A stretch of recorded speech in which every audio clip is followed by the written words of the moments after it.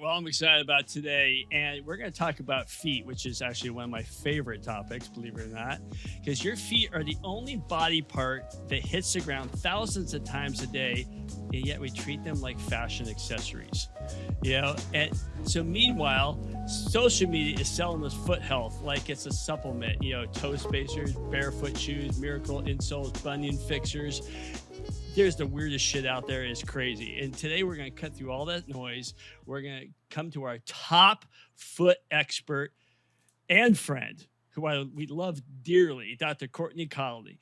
And what's true, what's hype, what is new for 2026, and how to start the week to build stronger, more resilient feet. Welcome back, Doc.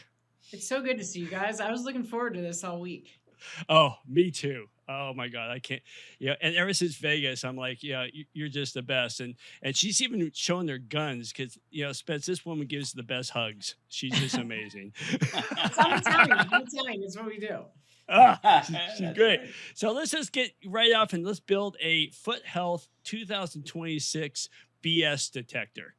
What are some of the 5 red flags that tell you this claim is marketing and not biomechanics or evidence?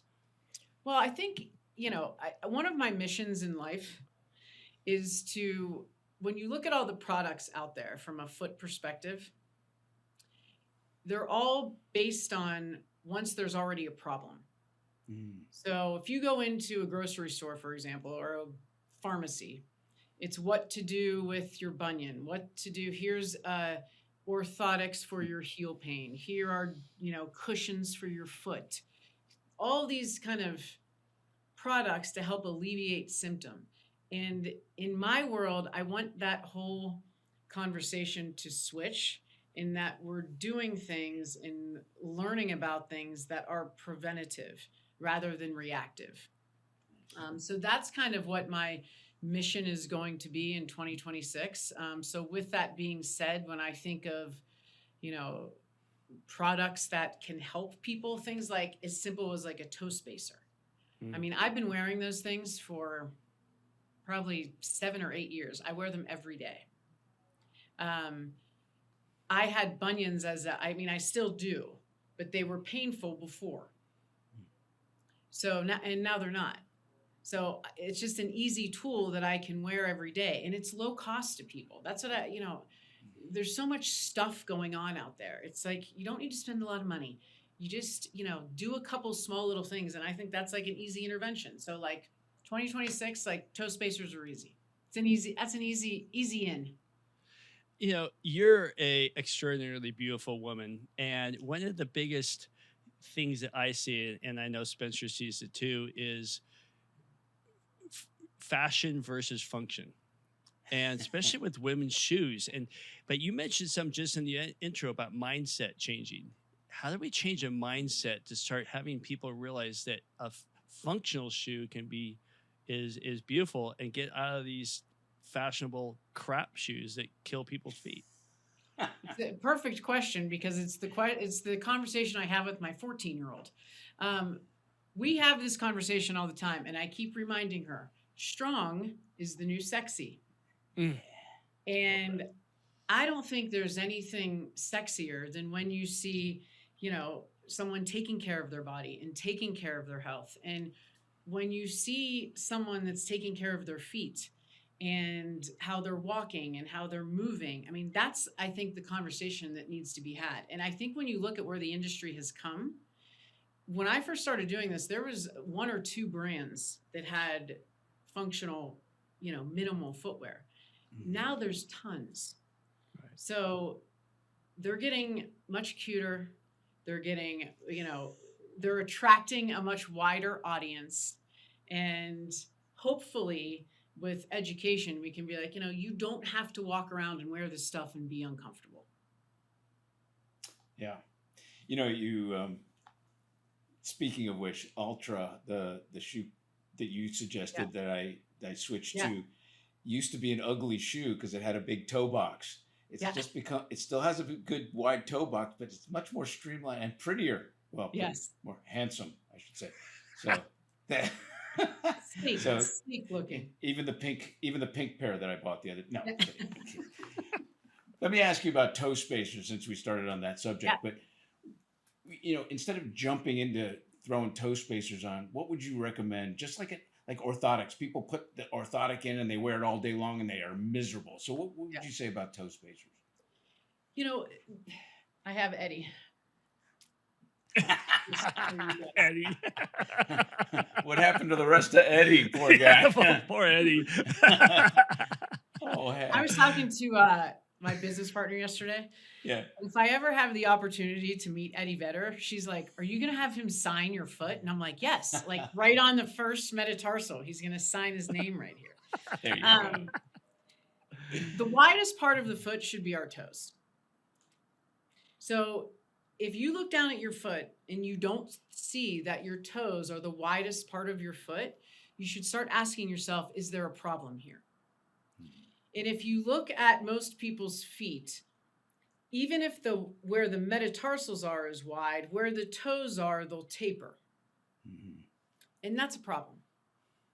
Because when we walk and when we run, most injuries occur in the foot at the forefoot, because that's where the majority of the load happens when we go to push off. So I need my forefoot to be wide. I need my toes to be able to splay. I need strength and I need power. So when this isn't a trick question here. When the toes look like this instead of this, you just make it harder on yourself. Mm-hmm. You start changing the angle of the joints, the big toe in particular. And so that's what we'll start doing with our patients, is getting them to, can they lift all of their toes and spread them? Abductor hallucis is, the muscle that straightens the big toe. And that muscle is really cool because it's a postural endurance muscle. So when you engage that tissue, it's slow twitch fibers. So he should be able to really help you with your posture and how you're feeling the ground. And most people can't either engage that tissue or have the endurance or capacity to actually use the foot efficiently. So those are all, I look at the foot like we look at everywhere else. It can be strengthened, it can be trained, and we need to start doing that. Mm-hmm. Because if you look at the shoe industry, I was talking to somebody about this yesterday. The shoes are getting bigger and cushier and springier and more rocker. And I keep thinking to myself, if I was a shoe company and my audience was like, I'm having a difficult time pushing off, or I can't really walk long distances. If I'm a shoe company, I'm going, well, I want people to buy my shoes. So what am I going to do? Let me just help you. When you put this shoe on, I'm going to rocker it even more. And I'm going to put more stuff on it. So when you put it on, you're like, wow, this feels really easy. I like this. And I buy more shoes like that. When in reality, we should be having the conversation that if you don't use it, you're going to lose it. Mm-hmm. And the more you cheat the system with these, rockered shoes and things that don't challenge our system, we're going to start to see more problems. And that's why, 1 in 3 Americans over the age 45 have foot pain. It's, next to low back pain, it is a very, very common problem. So if you're going to suggest a toe spacer or an orthotic to somebody, how should they break themselves into wearing it? Like I said, you don't want to slap them on and wear them for 8 hours a day, or is that, what would you suggest? I think when you talk about any intervention, whether it's a toe spacer or a foot orthosis, the word after that should be therapy. So, and that means that you use it as a therapy. So if we're talking about foot orthoses, for example, when someone starts using those, they're load modifiers. And there's research to say that they can be very beneficial, but it's the therapy part that we're missing. Mm-hmm. That you start wearing them and you break them in. You just like with anything else, 30 minutes, an hour, see how it feels. But if you have the right foot orthosis, you shouldn't have to be like, let me just break this in for a couple days. I do tell my patients, especially with those, if it's the right one, it should be pretty comfortable. But then the conversation with that is, as they're wearing it, you have got to work on strength and mobility so that there's an exit strategy for it.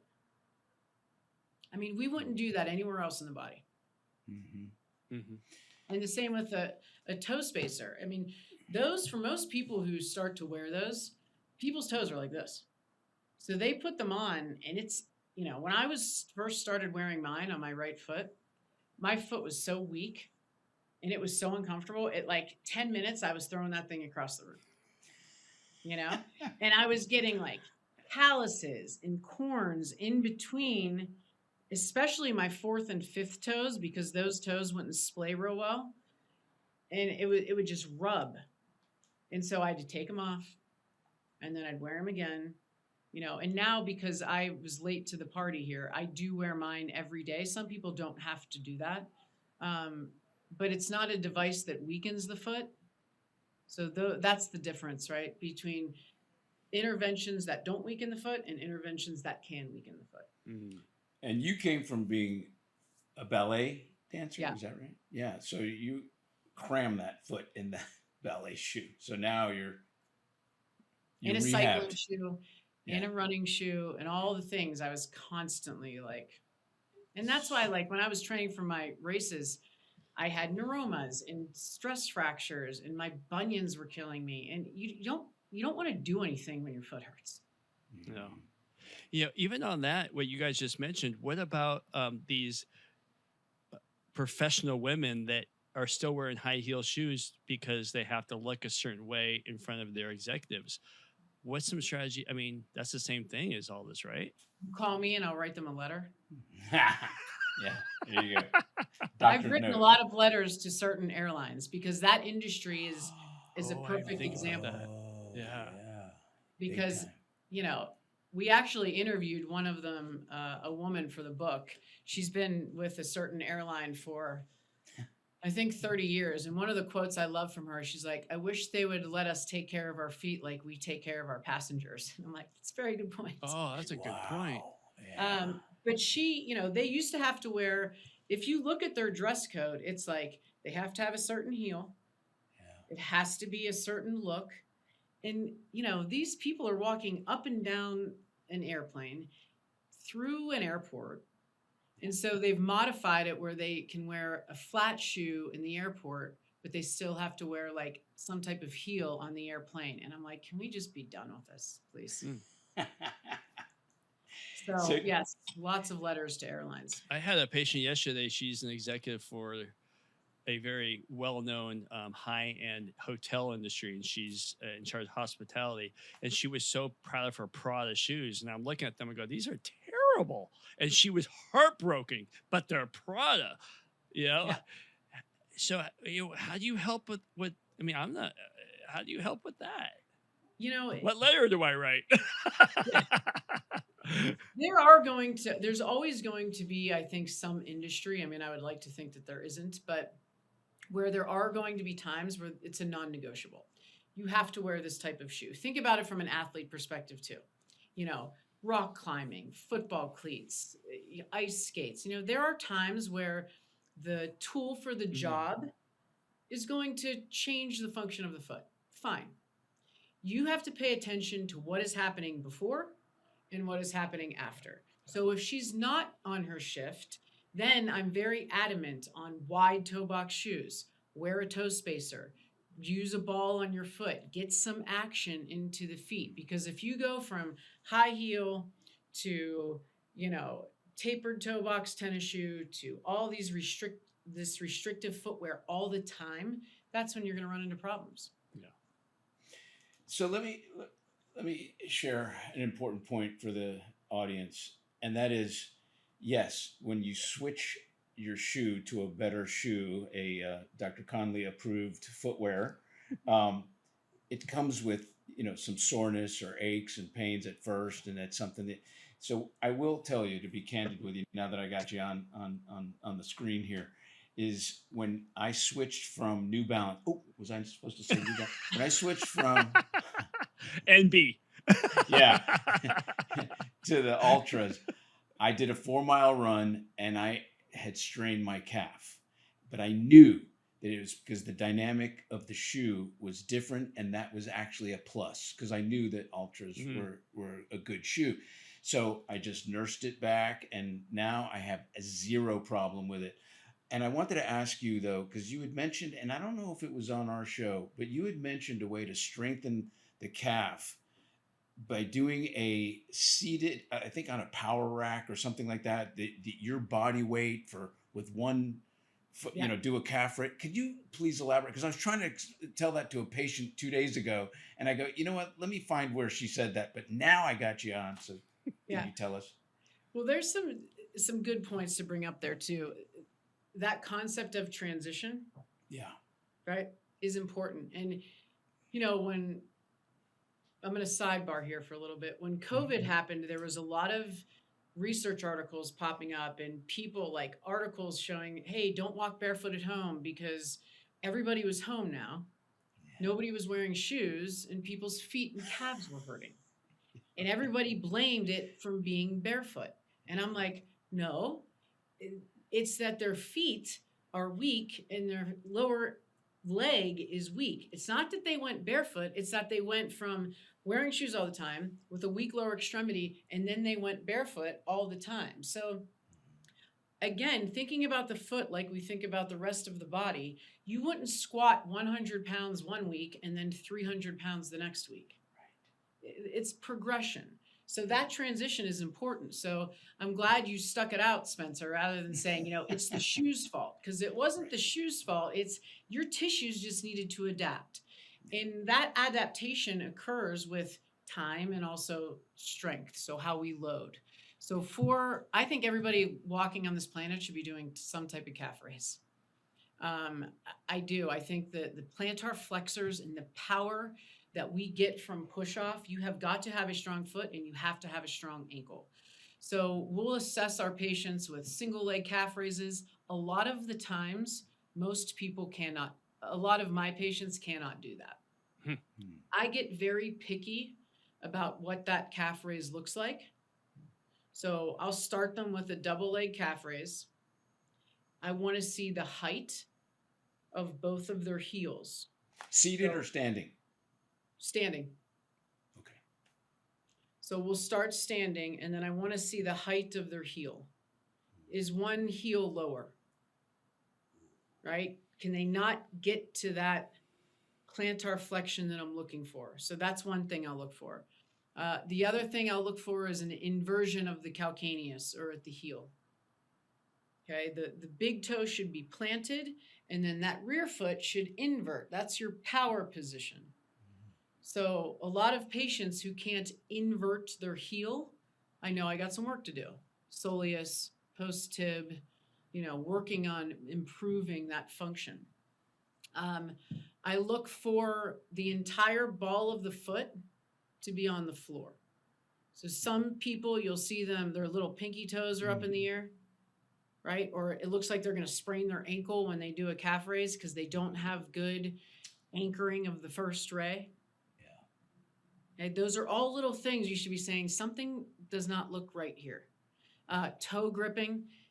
People who can't do a calf raise without the toes gripping, that's a weak foot. So if they pass all of those tests, then we can go into single leg. How many single leg calf raises can they do? Is it controlled? Do they still meet all of those requirements? And then we can start to look at loads. So there was a study that Peter Malieris did looking at Achilles tendinopathy, and he looked at healthy runners.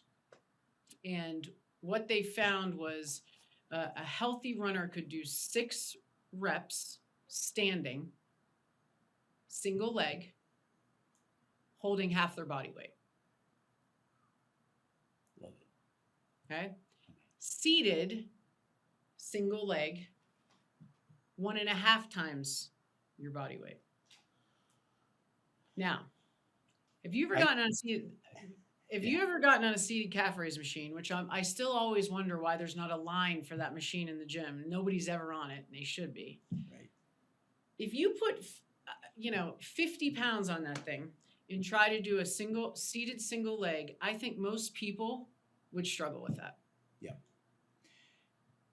I pride myself on training calves. I have good calves, but I tried the 1.5 times your body weight on a seated calf raise.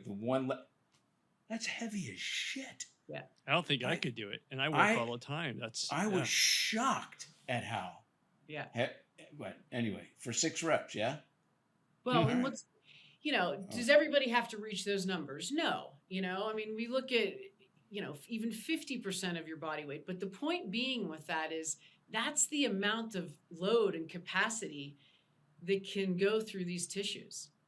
So we need to be thinking like, we can't just be doing banded toe work. I mean, our foot needs to have load just like everywhere else. Hey, Court, I'm back at. Do you ever look at like genetics? Like Spencer has gnarly calves, and he's built like a fire plug.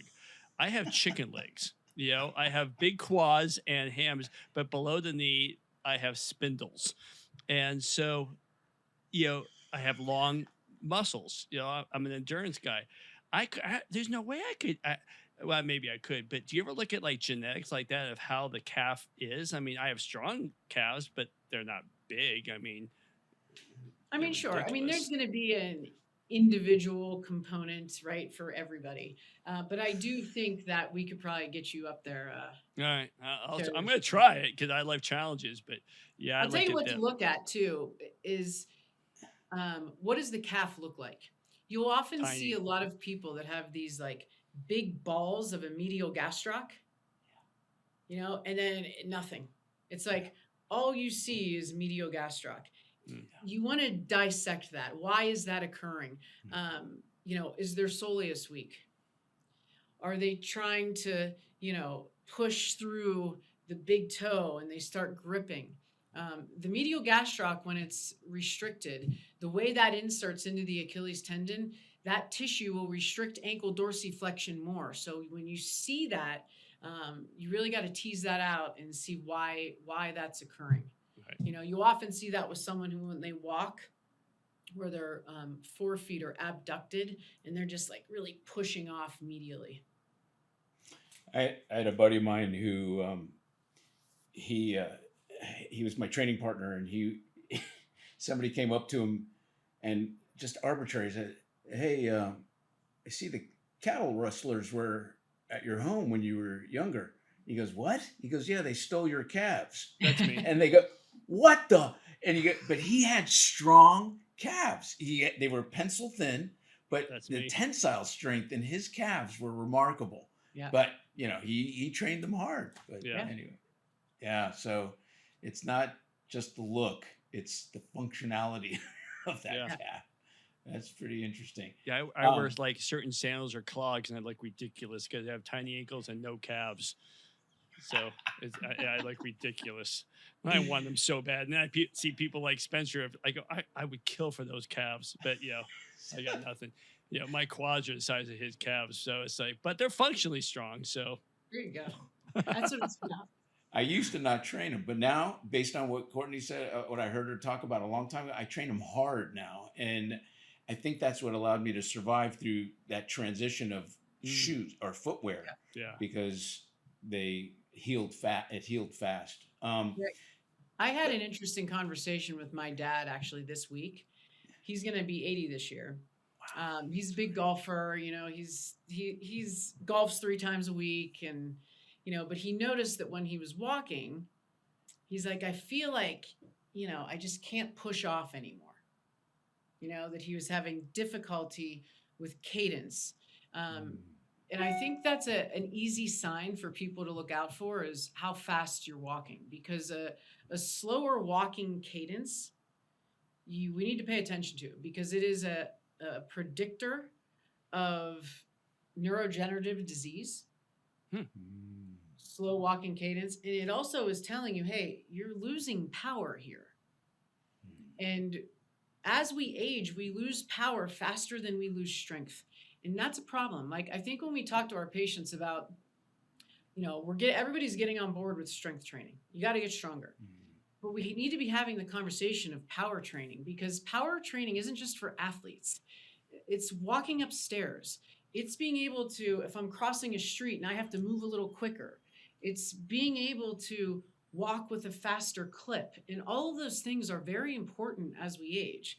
And the only way we get that power is if we train this complex, is if you train the foot and ankle complex. And that includes, you know, I'm not going to have my dad be like, you know, single leg hopping all over the place, but he's going to start doing some like double leg hops and some skipping and, you know, heel to toe walks. All of those things start to, you know, facilitate that spring. And I think that's important. Due to the fact, I mean, the foot has such a rich supply of nerves, and people take it for granted that all that feedback has to travel up into the brain. You got to make an emotional decision where to move, how to move, and so on, and then drive back down into action. Do you have people do balancing of any sort as they get older? What would you suggest? Yeah, the foot is very rich with sensory fibers. So it's like screaming to feel things. Yeah. And balance is a factor. I mean, walking is single limb support 40% of the gait cycle. So walking is a balance activity. As we age, the sensitivity of the receptors on the bottoms of the feet start to decrease. So for example, when I turned 50 this year, what? 25% of the receptors, the receptors on the bottoms of my feet, it will take 25% more pressure to stimulate those. So you start to lose the sensitivity to those receptors. So at 50, those numbers are about 25%. When you turn 75, those numbers increase 75, 80%. So we have a steady and a pretty quick decline of the sensitivity of these receptors. They have got to be trained. So things like balance, barefoot, I'll have my patients balance, and 10 seconds is a minimum. And then what I'm doing a lot of visual work now. So I'll have them balance, and then can they turn their head right and left? Both feet or one foot? Single leg.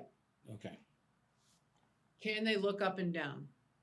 And you'll see the foot doing this, which is good. That means it's navigating. It's like, okay, I feel you, right? I feel I'm trying to help you, because we want to mimic what we're doing out there.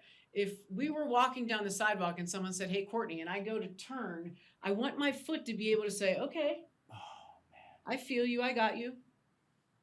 So those are the things that I like to train to kind of mimic what we're doing. And that's why I think balance is great. And we can really challenge that with visual changes. I love that.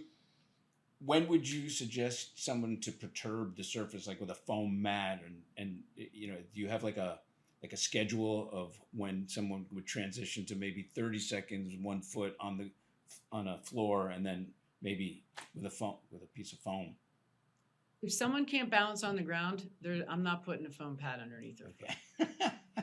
Very good. So that's like, this is first. You know, when you start putting foam underneath the foot, right? It actually, your proprioception is challenged. So you rely more heavily on your visual and vestibular systems.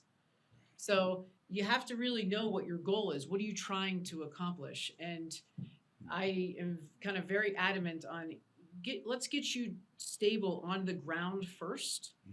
Then we can start challenging with those types of things. Isn't that some of the problem with some of those gushy shoes for exactly what you just said?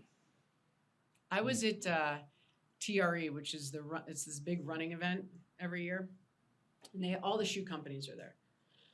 And there was a guy. There was a shoe. I won't mention any names that had a 50+ millimeter stack height. Okay, so that's a shoe that has a lot of cushion and material underneath the sole of the foot. And I'm talking to this guy, and I swear he was standing there like this. Like, no. I'm like, can you, because he couldn't, like, it was literally like he was standing on a pillow. And I'm like, you got to take those off. You're making me dizzy. Right? But he couldn't, like, you know, feel the ground. Yeah. And, you know, I actually saw this yesterday, but, you know, in the Ironman races, for example, it's illegal to run with a shoe that has greater than 40 millimeter stack height. So there's reasons why you don't want too much stuff underneath the sole of your foot. And, there's always a compromise or a trade-off, if you will, with these shoe characteristics. When you put a shoe on with a lot of cushion, you're going to walk in that and you're going to be like, wow, this thing feels comfortable. It's helping me. But I will tell you, there is a trade-off. And the trade-off is the more stuff between what your foot can feel in the ground, the less sensory acuity you're going to get. Nice. So balance is going to be affected. Especially with the aging population, I mean, you don't want that. You don't want to challenge their sensory acuity when we know their strength is declining. Sarcopenia happens in the foot too. Their sensitivity to the receptors is declining, and now you're going to put a cushion underneath their foot? Right. So I have several patients that are runners at South Florida. What do you expect? And they come in with, and I really don't care. I'll say names, Hoka's and On Clouds, and they go, "Oh, it's the best shoe ever." I'm going, "Yeah, but you're walking on cushions, really." It's like, I don't know if you should run in those. So you don't have to answer that. Well, I think, my analogy that I use is having the right tool for the job. Like if you think of cycling, if you were a cyclist, for example, or a golfer, you're not going to go on the golf course and have a driver. You need a driver, you need a putter, you need an iron for different shots, right? Nice. And that's the same thing with footwear. You can't strength train in your 40 millimeter cushioned running shoe, right? Those aren't the same requirements. When you're in a gym and you have heavy load, you want your foot to feel the ground. That's how you get your stability. Yeah. If you want to run in that type of shoe, I will do my best to talk some sense into you, but You said something even at the seminar that our feet have to be twice as strong as our hands. And when I mention that to people, they go, "Huh?" I mean, and I go, "Well, you're pushing 170 pounds. Can your hands do that?" And they go, "No." And I go, "Well, we have to get you to think below the knee for everything above the knee to work better." Yeah. Nice. The grip strength is a big, one of those testers for longevity. Like, how much can you grip? Right. And, there's now research looking at toe strength and saying, hey, this might be a better predictor of quality of aging and longevity because it's a functional assessment. So that's why all my patients, we're looking at their toe strength, how well they can engage the ground. I know I always talk about that anterior fall envelope, but you should be able to stand barefoot and then lean forward about 4.5 inches, and your toes are what stops you. Nice. And you'll see people they won't gain the distance. They'll try to pitch forward at the hip. That's a problem because that's when falls happen, initiation of gait. We got one of those toe dynamometers, and it's amazing how many pickleballers and tennis players that complain of foot problem, and it's supposed to be their big toes supposed to be 10% their body weight, and they're like 4%, and they're like, I'm like, your feet are so weak, and they're like, I never thought that, So thank you for that tip you gave us. Yeah, that's a cool little device that Tommy Shode created, and I do like it, and it's always. I mean, I've been doing it I have a lot of patients that have some numbers with that thing, and I'm still to this day when you test 2 through 5. Oh, it's crazy. Flexor digitorum brevis, right? Yeah. It's almost when you have a patient with heel pain, it's almost certain that they're not going to be able to engage that foot. It just goes so hand in hand. It's crazy. And it's wild. I mean, a lot of people can't even keep that thing on the ground. Yeah. So a functional neurologist instructor told me a while back, and it was really quite a revelation. Walking is just a sequence of falls. Yeah.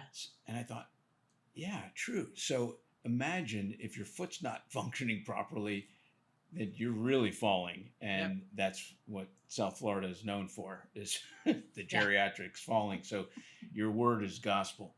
Let me ask you, do you have patients that still come in, and you too, Terry, that wear ankle weights and train in those? Oh, I haven't heard that for a long time.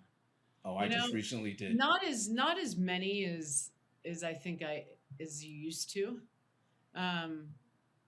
What would you say? I mean, increase loads. I think there's ways that you can load the foot. Like one of my favorite things to do with patients are farmer's carries. Because you can get a lot of good load through the foot and ankle with the farmer's carry. I don't really like to have anything like gripping my lower leg. Right. But yeah. I can't get them small enough to get around my ankles. It's like Barney Fife. They just fall down. Barney Fife. I haven't heard of that in a while. Yeah, I think he's dead. Anyway, let me ask you about bunions. We get patients that are quick to go get bunion surgery. You obviously shared that you've had that. What do you suggest for people? The toe spacers are one thing, but when they're in pain and it's past that point, what are you doing? What are you suggesting for them without surgery? I've been looking at people's feet for probably 15 years now, if not longer. I can probably count on one hand patients who have had painful bunions that have had to go to surgery. Because even when there's easy interventions to first try, number one being the shoe. Patients will be like, I'm in a wide shoe and my bunion still hurts. A wide shoe is not a wide toe box shoe. It's a wide shoe with the metatarsal heads. So if that toe box is still tapered, it's still going to cause a problem. With footwear, look at the material of the upper. So the upper is the top of the shoe. So with my patients that have bunions that are painful, I'll make sure that the upper is made of mesh or like a giving material. A lot of footwear will have seams, like leather seams that go over where the bunion is. That's going to cause a problem.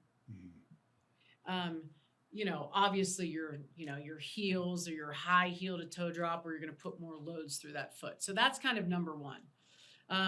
Number two is toe spacers. Get your splay going, and then exercise the foot. If you have bunions that are mild to moderate, you can really change not only pain, but how they're walking and their strength. And that's really an opportunity. When those bunions start to get rigid, so that's when they tuck, if this guy tucks under the second toe and you can't move it, that's a very different conversation. Because bunions, hammer toes, they increase the risks of falls. You compromise your balance and your stability.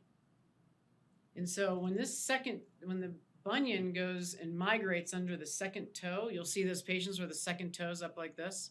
Yeah. You really need to watch that because there's a plantar plate here. And as that toe comes up, if that plantar plate ruptures, now you have a disruption of the integrity of the forefoot. But again, that's way down the road. So there's just too much that we can do to really help. You mentioned like hammer toes, right? Yeah. Tell us, what do you do about those? So with hammer toes, when I'm always watching people walk, and I'll watch them on a treadmill and I'll see where I start to see their foot clawing. So for example, if I was walking and I go to push off, so this would be terminal stance, and I see the toes curl like they're digging into the floor at terminal stance, it's called flexor stabilization. And basically what that means is their foot is not strong enough, so they flex everything to try to push them forward. So it's a flexor stabilization hammer toe. The other time you'll see that is as this foot starts to go through swing phase, then you'll see the toes start to do this if they have poor ankle dorsiflexion, because their brain's going, I don't want you to fall on your face. So we're going to extend the toe, so extensor substitution, to clear the ground. So when I see terminal stance hammer toes, I know I can work on intrinsic foot strength.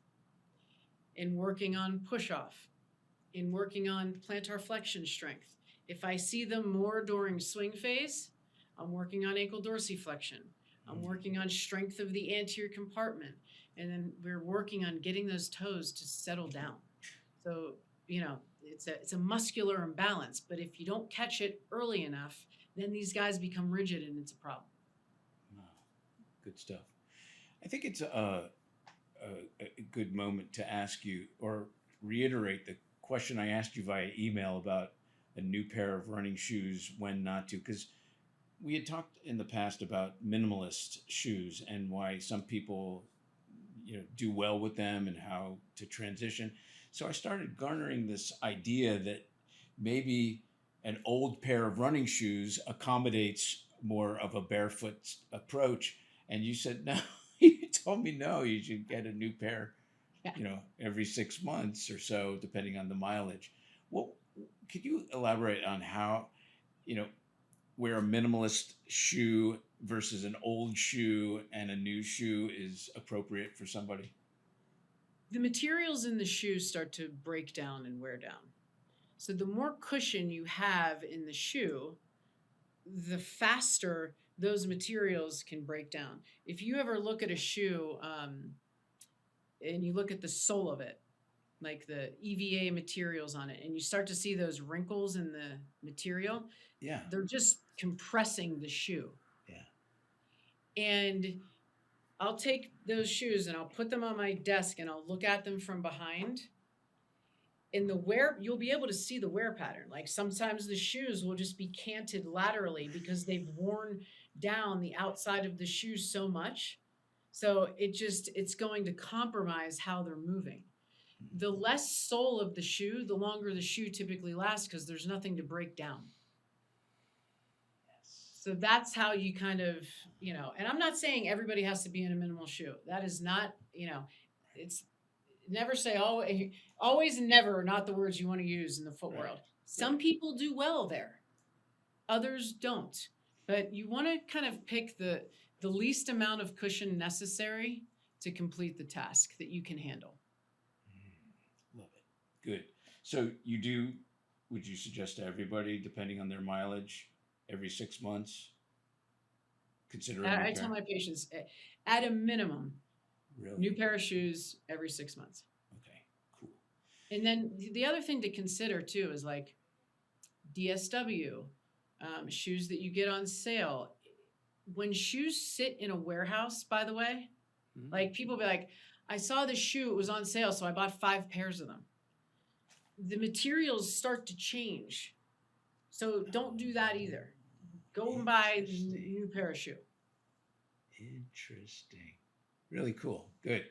Because I've known people that love a pair of shoes. They're afraid that they're going to be, the manufacturer's not going to make them anymore. They buy 4 pair. Okay, cool. So you go to a podiatrist. He loves putting you in orthotic for $400, $500, $600, whatever it is. What do you tell a patient? You need to ask why they're putting you in them in the first place. Right. And what is your exit strategy to get out of them? Nice. I love when he goes, It almost registered on the goosebump scale. Oh, that's one of my favorite things when he goes, I mean, it could be very helpful. And I have acute foot pain. I need an orthotic. Great. We're going to get you a well-made orthotic, but I want to know how I'm going to get out of this thing. Wow. What are you going to tell me to do to strengthen my foot so that I have an exit strategy for this foot orthosis? Or why are we doing this?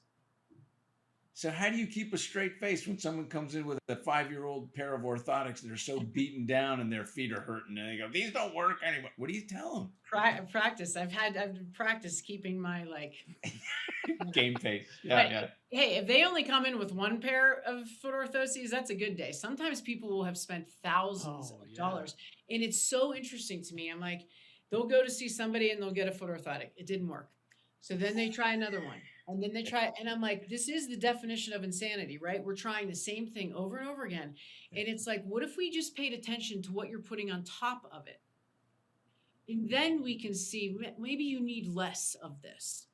And so it should be this and conversation when we talk about foot orthotics. It's you're wearing this and you're doing this. But you're never going to find a device that's going to, do what this foot can do.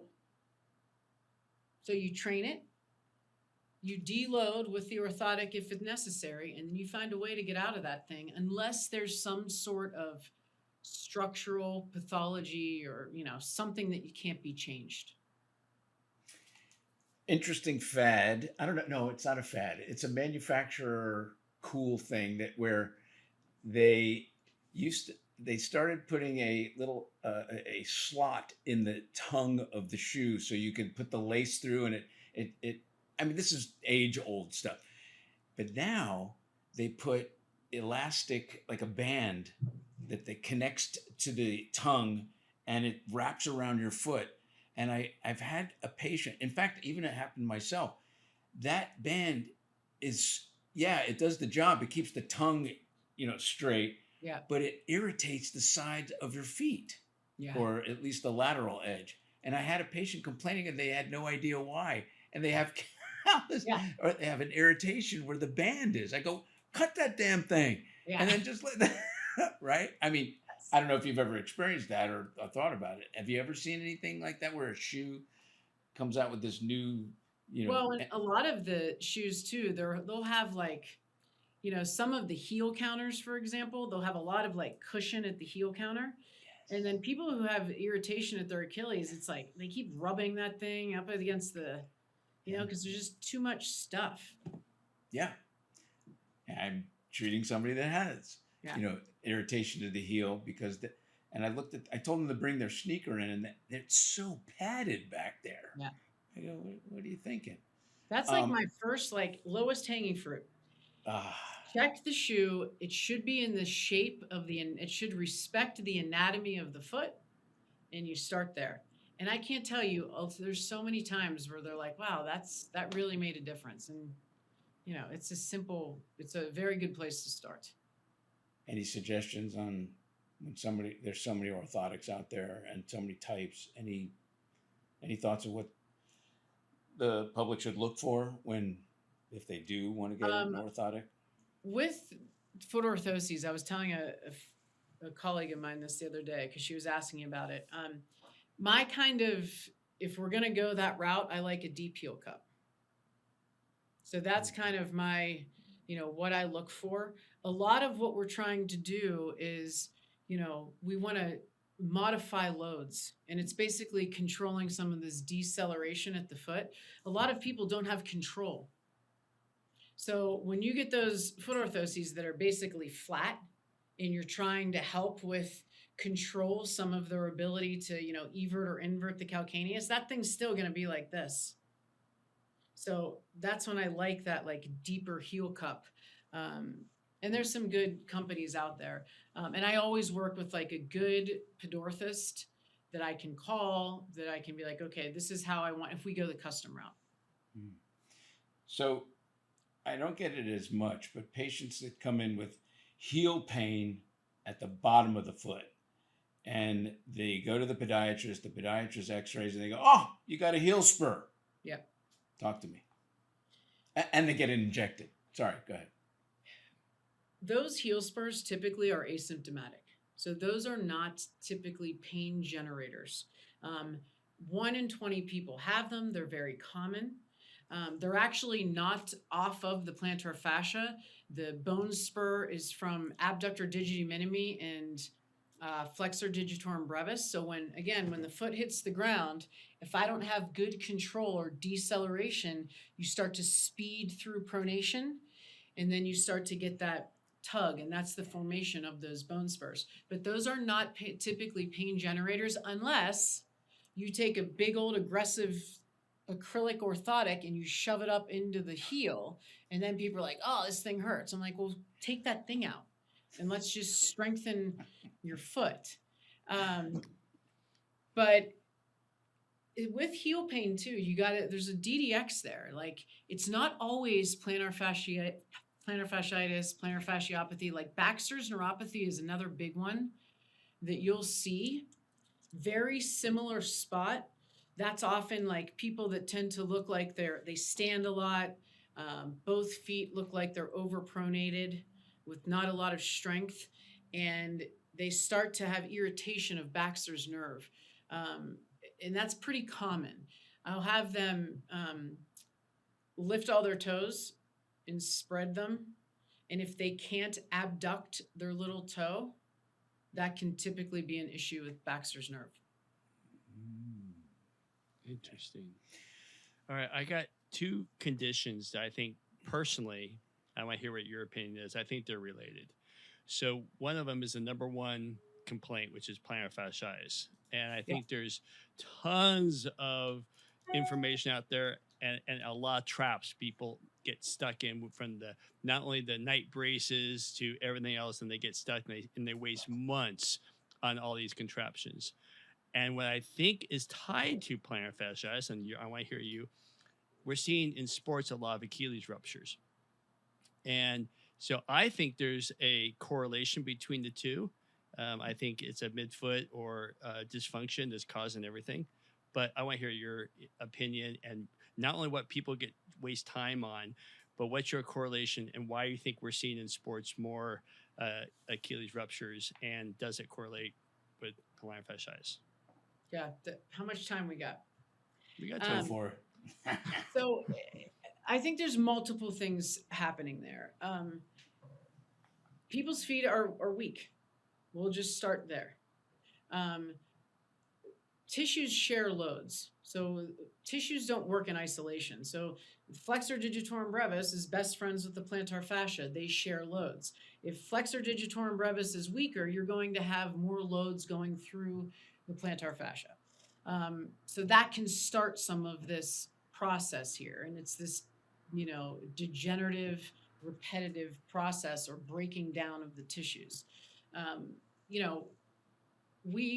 This is what we learned. If you were to Google, what do I do for plantar fasciopathy? It would be orthotic, stretching the calves, very cushioned shoe. And I would argue, yes, that could be an early intervention when someone actually has acute plantar fasciitis. But keep this in mind, by the time people typically get into our offices, they're not going to come into our office with heel pain for a week. They're going to be like, I've had heel pain for 3 months. I've had heel pain for 6 months. We can't treat a chronic condition the same way we would treat an acute condition. So we can't be saying, well, here's a better orthotic. Here's a more cushioned shoe 6 months down the road. We have to be saying, your foot needs some load here. Let's work on taking the orthotic out and start strengthening the foot. And so that's where I think, especially with the heel pain cases, we need to switch our kind of thinking about some of that and start to look at integrating more load. And that in turn will start to load what's connected to it, which is the Achilles tendon. So the calcaneus is just this bone floating in between the tendon and the fascia. So you load the foot, you got to load the tendon. So you have to be able to progressively load these tissues. The other thing I think to keep in mind with this is it's never just a foot problem. I have never treated a heel pain case, and in particular plantar fasciopathy, by just treating the foot. There's a hip component. It's how they're loading their foot. There's something else is happening up that chain that's also contributing to what's happening at their foot, and that has got to be looked at. If you have patients with bilateral heel pain, you got to start thinking definitely outside the box and more systemic. Is there some type of chronic inflammatory thing going on? Is there an autoimmune thing going on? Is it even heel pain? I was talking to a friend of mine yesterday, and he reminded me of a research Brenda study Ellis that was done with looking at patients with lower extremity symptoms. And 30% of these foot and ankle patients, the originator or the pain generator was actually from the spine. Even when they came in and they're like, I have pain right here, that was being referral pain from the spine. So I think as clinicians, we need to make sure we're also ruling out any type of derangement in the lumbar spine and things like that, because that will show up in the foot also.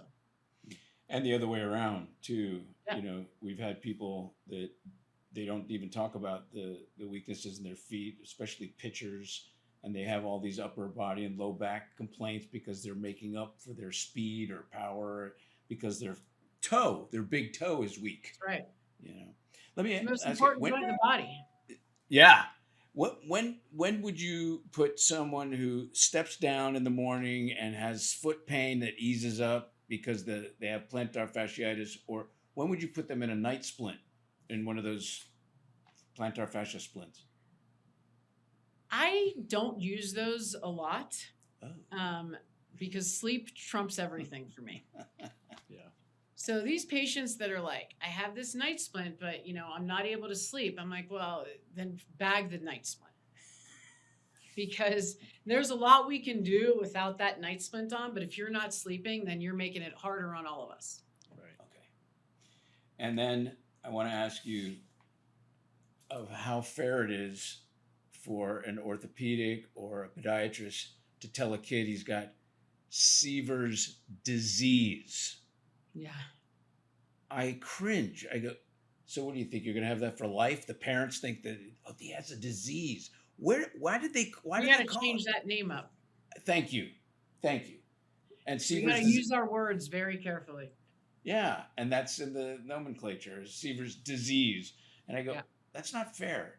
You want to describe what Seaver's disease is? People with these diagnoses, especially with the children, so inflammation at the heel, we have to really watch that, because parents, they're going to do whatever is necessary for their child. And keep in mind, the foot is developing 6 years old, 7 years old, 8 years old. So we have to let the foot feel the ground so it can develop. And, people get scared when they see their 2-year-old with their feet, pronating, excessively pronating, and they think, oh, I have to get something underneath their foot. And that foot is still developing. So I encourage my parents to, let the child's foot feel the ground, get it strong. That's important. There's a really cool study looking at the development of the sustentaculum, and where they looked at children who were barefoot more when they were younger. And via the feedback that they were getting, they found that the development was better of that sustentaculum, right? So it kind of assisted in the development of the foot. Because if that guy develops and it doesn't have that little lip to it, then you have that issue with excessive pronation as they age. So those are all little things that you want to pay attention to. So with the kids, I'm always like, do what you can. It's okay. Let their foot get on the ground. And then when they start to get a little older, if they don't have good control, then we'll have that conversation. I'm so glad Spencer brought up Seaver's disease, because I worked with the junior national gymnastics team. Every kid came up to me, and before I could even say, these are under 14, and they're all going, I have Seaver's disease. Every one of them, and they all trained barefoot. They're running, they're doing vaults, they're doing everything barefoot. Every one of them. I'm like, oh my God, the fact that you can even pronounce it. But what's when you're working at these high-end national level, and we all know that the parents are crazy at that level. They're all, we need blood testing, we need this, we need that, because they're going to be the next whatever. What's your dialogue? Gosh, my daughter just started high school basketball, and she's a freshman. I didn't realize how intense these high school sports were. It is no joke. She's in that gym 2 hours a day, every day. And when I got their schedule, she brought it home, and I was like, well, what day are you strength training? And she's like, what do you mean? And I was like, well, you have 2 hours of running practice on the basketball court every day. What day are you strength training? She's like, well, we don't. And she's like, Mom, don't get involved. Do not call the coach. I just made the team. She's like, you need to relax.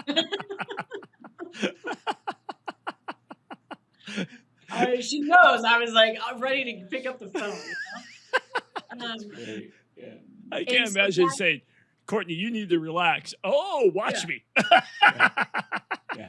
I mean, it is especially with high school sports with these kids, that intervention of strength training. I mean, they're like, we don't want to strength train.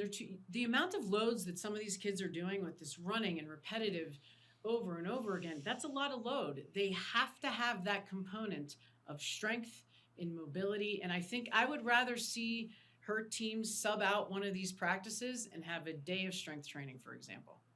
Yeah. She's very funny, by the way. She's getting her knees taped. Okay. So she has some patellar tendonitis. And I'm like, every day she comes out of practice, she's like, I got to go to practice early. I need to get the athletic trainer has to tape my knees. And I said, you do know I taught for rock tape, right? Like I probably taught that trainer how to tape your knee. And she's like, no, Mom, they do it different. I'm like, okay. So it's very funny. Oh, I think Spencer and I both have gone through that with our kids. Yeah. Like, oh. My son adjusts his neck in front of me. I go, dude, I'm right here. Dad, it's easy. I could just do it. Yeah. And I love the line, oh, they do it different. Yeah, they do it different. And then I'm waiting for her after practice for 30 minutes. I'm like, what were you doing in there? She's like, we had to ice my knees. I was like, oh, God. So, oh, man. Too funny. All right. Well, before we go to our favorite section, rapid fire, I just got to leave the audience with foot health, strength, anything like that. For 2026, what's 3 tips that everybody should start doing the moment they listen? Let your foot feel the ground. You know, I liked Spencer. We talked about that balance drill. Like that's something easy to do. Barefoot, foot on the ground, let your foot feel, add some head positions in. I really like that. And I think that's something that can be easily incorporated. If you are not used to having your foot on the ground, take your shoes off, walk around barefoot. Regardless of how sensitive your foot is, start with small doses because I think that will go a long way. Wear footwear that respects the anatomy of your foot. At least go with a toe box that's wide where your foot can actually splay and get comfortable in the shoe. And then, you know, I mean, I think just being aware of what the foot does is very important. Walking to me is, you know, I think it was Norman Deutsch. He said it was the panacea of medicine. Walking is one of the best things that we can do. It's the lowest hanging fruit. It's the most easily accessible, underutilized treatment, really. I think as chiropractors, I mean, that should be on our treatment protocol is you need to be walking X amount of steps. From a mobility perspective, from a strength perspective, looking at cadence. So those things and really taking into account how much time we are on our feet. And if you're not hitting the numbers, it's an easy thing to implement. I often look at someone's gait to see how they walk. And I learned in this functional neurology program that walking is one of the most primitive things you could do, yet people are focused on, okay, the doctor's watching me, let me put one foot in front of the other, and it's not real. So I'll oftentimes ask them to repeat or recite out loud the months of the year. And then they do, but you can watch them, they start to falter a little bit. And then I step it up. If they're still not showing what I'm looking for or any kind of faults, I'll have them out loud say the months of the year, skipping every other month. So January, March, May, July. Oh, shit, and they go, are you kidding me? And I go, yeah. The stuff that comes out, I'll see someone, I go, why is your left arm not moving? Oh, well, I didn't tell you I had a fracture there or something. I go, how could you not tell me that? You know, that kind of thing. I would stop moving. I think I'd stop moving because I'd have to think. I need every part of my anatomy to focus on the damn months of the year. I don't want to do one more thing.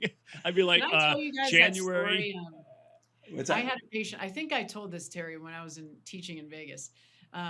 There was a patient of mine, probably one of the smartest guys I've ever met. He was like building rocket ships at NASA, super like cerebral.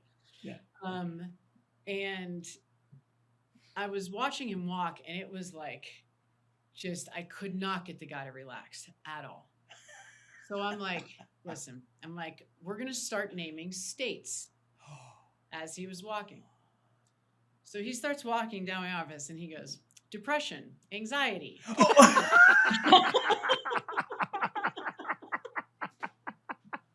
I was looking for New York, but okay. That is funny. That's hilarious. That's great. It was so, and he starts laughing, and I started laughing. I was like, all right, we need to also talk about some other things, but that is great. But I love that cue. It's great. Oh, all right. We are jumping into rapid fire questions. If you recall, there's 5 of them from, yes. They're going to be totally different than the first show, but I want to prepare you that we need, concise, brief answers. So if you're ready, let me know. Okay. Ready? Question number 1.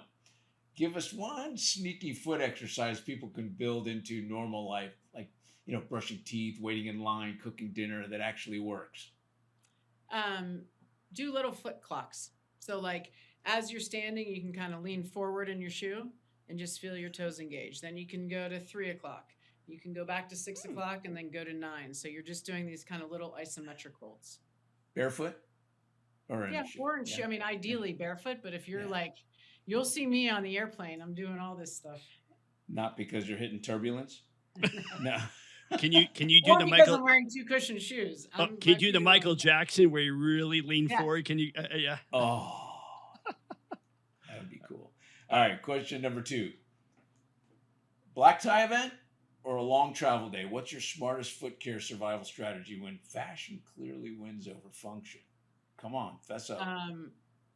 If those things are happening, I'm like, I have my little ball with me. I'm taking my fingers and I'm interlacing them in my toes afterwards, and I'm mobilizing the foot, and then I massage in between the metatarsals. But afterwards, I'm always like, I want to get that splay. So toe spacers, things like that. This is not a question, but I have to ask you, do you own a pair of high heels? I don't. Oh, wow. So she practiced what she preaches. All right, I'm impressed. It took a couple years, but now I've tried. A couple years ago, there was a wedding Joe and I were going to, and so I put them on, and it's the second I put my foot in there, I started bitching about it, and Joe's like, just take them off because you're going to ruin everyone's night with those shoes on. And I was like, you're right. Hey, awesome. Spence, at the conference, she had these lace-up boots that were pretty freaking cool. Really? And they were barefoot shoes, but they were pretty. Yeah. They looked really nice. All right. Those were Vigo Barefoots. Those boots, I love those. We need to get a picture of those and put them on the on our site there. Hey, what's question number 3? What's the foot health question you get asked constantly that makes you either scratch your head or quietly lose your mind? That's a good question. Do you think I need another pair of foot orthotics? With 10 of them sitting right there. There you go. Yeah. Question number 4. What's one foot health question you wish people would ask, but almost never do? Ask, but never do? Yeah. You got me stumped on that one. Probably in relationship to footwear. Yeah. I want them to ask, hey, is this something that is good for my foot? And then, because I think when you look at the footwear that's out there, we think that this is good for us because that's all we see. So I want people to ask questions. Ask me a question. Ask someone that knows what they're doing a question and get information. Get yourself educated. Because then I think it empowers them to make their own decision there. Hey, Spence, can I do a part B on that one? Sure, man. You've know a lot of very intelligent orthos and foot doctors and in the MD world. What's one question that you would think that they would know that they don't? I think it's the same conversation that I would have with someone who's getting a hip replacement. What is the and conversation? How do we work together? because that's where I think the magic happens. Is there is a time and a place for all types of interventions. I would hope that if I were to go see a podiatrist who recommended some type of foot orthosis, if that's their lane, they say, hey, this foot orthosis is going to help you, but I want you to go see so-and-so, and they're going to work on strengthening your foot. Like, that's the conversation. If you have to have a bunionectomy, fine. But you better go talk to this person afterwards, or if that's in their wheelhouse, wear the right shoes. Start strengthening your foot. It can't just be this symptom intervention. It has to be, what is the why? Why did it happen in the first place? And what am I going to do so that this doesn't happen again? And that's where I think our worlds can really work well together, rather than being, I live in this camp or I live in this camp. No, we work together. We co-manage. Good. Last question. Okay.